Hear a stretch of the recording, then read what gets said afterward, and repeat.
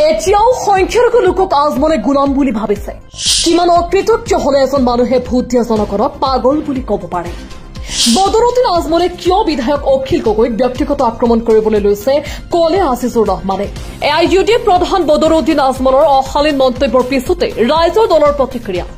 প্ৰাক্তন সাংসদ বদৰুদ্দিন আজমলে ৰাইজৰ দলৰ সভাপতি বিধায়ক অখিল গগৈৰ বিৰুদ্ধে কৰা ব্যক্তিগত আক্ৰমণাত্মক মন্তব্যৰ তীব্ৰ বিৰোধিতা কৰিছে ৰাইজৰ দলৰ সাধাৰণ সম্পাদক আজিজুৰ ৰহমানে। বদৰুদ্দিন আজমলৰ এই মন্তব্যক অশালীন আখ্যা আজিজুৰৰ। সংখ্যালঘু জনগণক বদৰুদ্দিন আজমলে নিজৰ গোলাম বুলি ভাবিছে। বদৰুদ্দিন আজমলক অখিল গগৈৰ ভূতে খেদি ফুৰিছে। বদৰুদ্দিন আজমলে গোটেই বিশ্বৰ পৰা লোৱা দান বৰঙণিৰ হিচাপ দিয়ক। ধুবুৰীত বিগত লোকসভা নিৰ্বাচনত আজমলৰ পৰাজয়ৰ মূল কাৰণ আছিল অখিল গগৈ। বদৰুদ্দিন আজমলে তাৰ পিছতে অখিলৰ বিৰুদ্ধে প্ৰলাপ বকা আৰম্ভ কৰিছে। বিগত ৰাজ্যসভাৰ ৰাষ্ট্ৰপতি নিৰ্বাচনত কোন দলৰ বিধায়কে বিজেপি প্ৰাৰ্থীক ভোট দিছিল সেই কথা সকলোৱে জানে। চাওক, বদৰুদ্দিন আজমল ডাঙৰীয়াই অসমৰ সংখ্যালঘু জনসাধাৰণক তেখেতৰ নিজৰ গোলাম বুলি অতদিনে ভাবি আহিছিলে। তেওঁ ভাবিছিলে যে আজমল ষ্টেজত খাৰা হৈ গলেই হাজাৰ হাজাৰ মানুহে তেখেতক হাততালি দিব, জিন্দাবাদ মাৰিব আৰু ভোট প্ৰদান কৰি আহিব।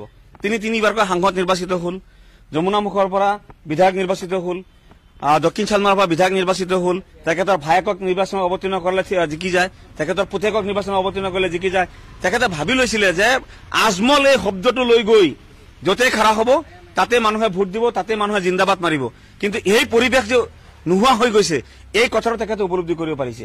অখিল গগৈদেৱে মানুহৰ মাজত গৈ উগ্ৰ সাম্প্ৰদায়িকতাবাদ, এই হিন্দু উগ্ৰ সাম্প্ৰদায়িকতাবাদ বা মুছলমান উগ্ৰ সাম্প্ৰদায়িকতাবাদক বিৰুদ্ধাচৰণ কৰি অখিল গগৈদেৱে যে জনসাধাৰণৰ মাজত গৈ যেতিয়া কথাবিলাক কোৱা আৰম্ভ কৰিলে, জনসাধাৰণৰ কথাবিলাক উপলব্ধি কৰিলে, বদৰুদ্দিন আজমল ডাঙৰীয়াই যে সদায় সংখ্যালঘু জনসাধাৰণক টুপি পিন্ধাই তেখেতে যে ৰাজনীতি কৰি আছে এই কথাটো যেতিয়া অখিল গগৈদেৱে জনসাধাৰণৰ মাজলৈ গৈ কথাবিলাক যেতিয়া বুজাই দিলে, মানুহ যেতিয়া বুজি পাই গল, বদৰুদ্দিন আজমল ডাঙৰীয়াই ভাবিলে যে তেখেতৰ আৰু ভাত নিসিজিব, তেখেতৰ ৰাজনৈতিক ভাত নিসিজা অৱস্থা এটা হৈ গৈছে। সেই গতিকে তেখেতে ক'ব বিচাৰিছে যে অখিল গগৈদেৱৰ সভাসমূহত যিবিলাক মানুহ আহে এই গোটেই মানুহক তেখেতে পাগল বুলি আখ্যায়িত কৰিব বিচাৰি আছে।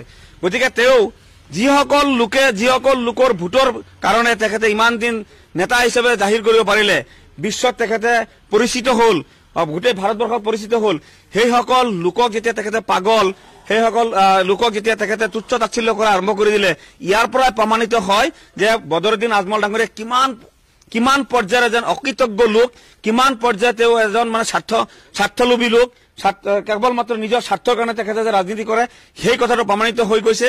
গতিকে অসমৰ সংখ্যালঘু জনসাধাৰণে বুজা উচিত যে এনেকুৱা এজন স্বাৰ্থলোভী, এনেকুৱা এজন অকৃতজ্ঞ লোকৰ পিছত থাকিলে আমাৰ অসমৰ সংখ্যালঘু জনসাধাৰণৰ একো লাভ নহব। তেখেতে যে কেৱল নিজৰ ব্যৱসায়িক স্বাৰ্থৰ কাৰণে সংখ্যালঘু জনসাধাৰণৰ ত্ৰাণকৰ্তা হিচাপে ঘৰিয়ালৰ চকুপানী টুকি তেওঁ যে মানুহৰ আগলৈ আগবাঢ়ি আহি থাকে এই কথাটো তেখেতৰ কথা বতৰা, তেখেতৰ বক্তব্যৰ জৰিয়তে ইতিমধ্যে প্ৰমাণিত হৈছে। গতিকে অসমৰ সংখ্যালঘু জনসাধাৰণে ইতিমধ্যে বুজি পাইছে, আৰু বুজি পাইছে কাৰণে 10,25,000 ভোটৰ ব্যৱধানত তেখেতক পৰাজিত কৰিছে। আৰু অহা নিৰ্বাচনত, পঞ্চায়ত নিৰ্বাচনেই কওক বা 2026 চনৰ অসম বিধানসভাৰ সাধাৰণ নিৰ্বাচনেই কওক, আপোনালোকে দেখা পাব যে বদৰুদ্দিন আজমল ডাঙৰীয়াই য'তেই গৈ ভাষণ দিব সেই সমষ্টিতেই তেখেতসকলৰ প্ৰাৰ্থী পৰাজিত হ'ব, এয়া নিশ্চিত। আপোনালোকে ভালকে শুনিছে, তেখেতে দেখা পাব যে তেখেতে এবাৰ কয় যে অখিল গগৈদেৱে উজনি অসমত তেখেতৰ কোনো ভেটি নাই, গতিকে নামনি অসমতে তেখেতে সভা সমিতিসমূহ কৰে। আকৌ সেই একেজন বদৰুদ্দিন আজমল ডাঙৰীয়াই কৈছে যে শিৱসাগৰ সমষ্টিৰ পৰা তেখেতে বিধায়ক হিচাপে নিৰ্বাচিত হৈ আহিছে। শিৱসাগৰখন ক'ত? উজনি অসমত নহয় নেকি? শিৱসাগৰবাসী তেখেতসকলে অখিল গগৈদেৱক আকোৱালি লোৱা নাই নেকি? গতিকে আমি ক'ব বিচাৰিছো যে এনেকুৱা ধৰণৰ স্ববিৰোধী কথা কিয় কৈ আছে, কাৰণ মানসিকভাৱে তেখেতে ভাৰসাম্য হেৰুৱাইছে। গতিকে আমি ক'ব বিচাৰিছো যিসকল লোকে চকুত কোলা চশমা লগাই লৈছে আৰু অখিল গগৈদেৱক ভূত হিচাপে দেখা পাই আছে, সেইসকল লোকেহে দেখা পায় যে অখিল গগৈদেৱে কেৱল মাত্ৰ নামনি অসমত মিটিং কৰি আছে। যোৱা এই ডিচেম্বৰ মাহটোত অখিল গগৈদেৱে আটাইতকৈ বেছি সভা কৰিছে ক'ত? মাৰ্ঘেৰিটাত, শদিয়াত, ডুমডুমাত, ডিমৌত, শিৱসাগৰত, চিচি বৰগাঁৱত, ধেমাজিত, তেজপুৰ, বৰছালা, গুৱাহাটীত, লখিমপুৰত। গতিকে এই ঠাইসমূহ ক'ত আছে? উজনি অসম নহয় নেকি? মাৰ্ঘেৰিটাত যিটো জনসভা হৈছে, চিচি বৰগাঁৱত যিটো জনসভা হৈছে, শদিয়াত যিটো জনসভা হৈছে, এইবিলাক কিয় নেদেখে? গতিকে কোনসকলে নেদেখে? যিসকলে অখিল গগৈদেৱক তেখেতসকলৰ ৰাজনৈতিক ভূত হিচাপে দেখা পাই আছে, যিসকলে অখিল গগৈদেৱৰ কাৰ্যক্ৰমণিকাসমূহক দিনত গোটেই দিনটো যেতিয়া দেখা পায়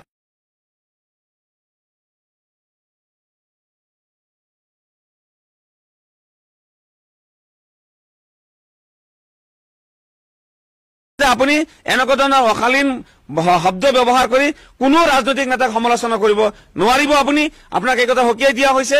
অনাগত দিনত আপুনি যদি ৰাজনৈতিক পথাৰত থাকিব ইচ্ছা আছে তেতিয়াহ'লে আপুনি নিজকে সুস্থ বনাওক। প্ৰথমতে মানসিক চিকিৎসা লওক। আপুনি আপোনাৰ যি ৰাতি টোপনিৰ পৰা মানে হাৰ পাই যোৱা যিটো আপোনাৰ অভ্যাস হৈছে লোকসভা নিৰ্বাচনত পৰাজিত হৈ যোৱাৰ পিছত, গতিকে আপুনি এজন ভাল গুৱাহাটীত থকা ভাল বিশেষজ্ঞ মানসিক চিকিৎসকৰ লগত আপুনি কথা পাতি আপুনি এটা সুস্থ অৱস্থাত আহক।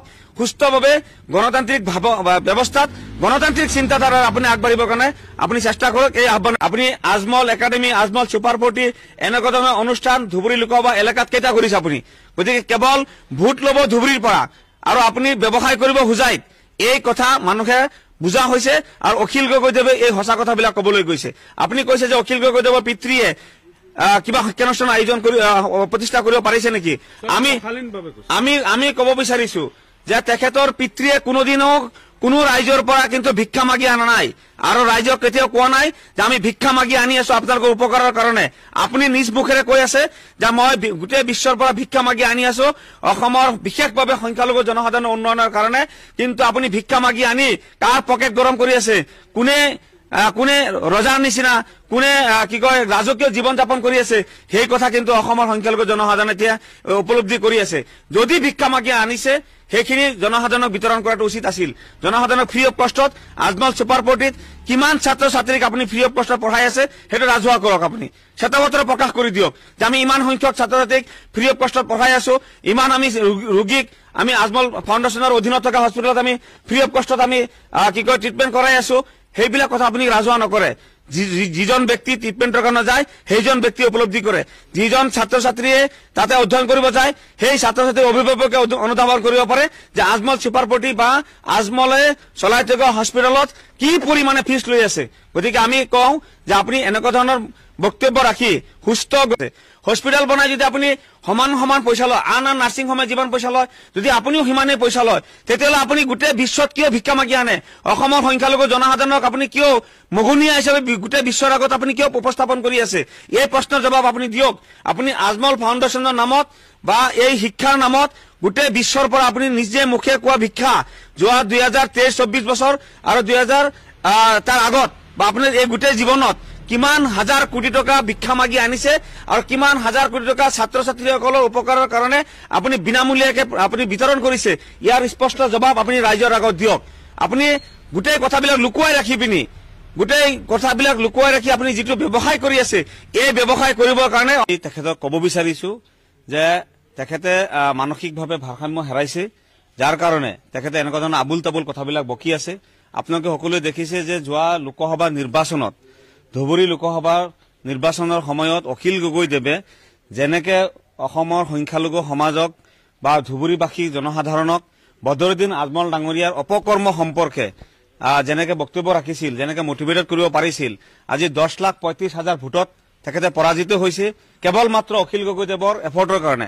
44টা মিটিং কৰিছিল অখিল গগৈদেৱে ধুবুৰী লোকসভা সমষ্টিৰ চুকে কোণে সভা সমিতি কৰি বদৰুদ্দিন আজমল ডাঙৰীয়া যি উগ্ৰ সাম্প্ৰদায়িক ৰাজনীতি, তেখেতে যে সংখ্যালঘুসকলক কেৱল মাত্ৰ ভোট বেংক হিচাপে ব্যৱহাৰ কৰি সংখ্যালঘুসকলক লৈ কেৱল তেখেতৰ ব্যৱসায় আগবঢ়াইহে গৈ আছিল, এই কথাবিলাক যেতিয়া অখিল গগৈদেৱে নিৰপেক্ষভাৱে সংখ্যালঘু জনসাধাৰণৰ আগত উপস্থাপন কৰিছিল, সংখ্যালঘু জনসাধাৰণে কথাবিলাক বুজি পাইছিল আৰু সেই মৰ্মে বদৰুদ্দিন আজমল ডাঙৰীয়াক প্ৰত্যাখ্যান কৰি 10,25,000 ভোটৰ ব্যৱধান তেখেতক পৰাজিত কৰিছিল।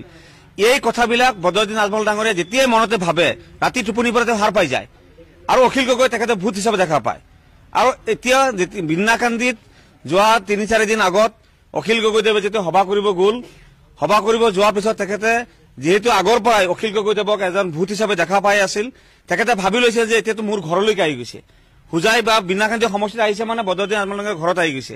গতিকে তেখেতে এতিয়া মানসিকভাৱে সম্পূৰ্ণৰূপে ভাৰসাম্য হেৰাইছে।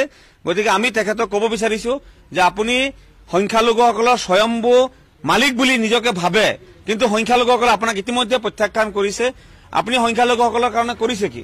আপুনি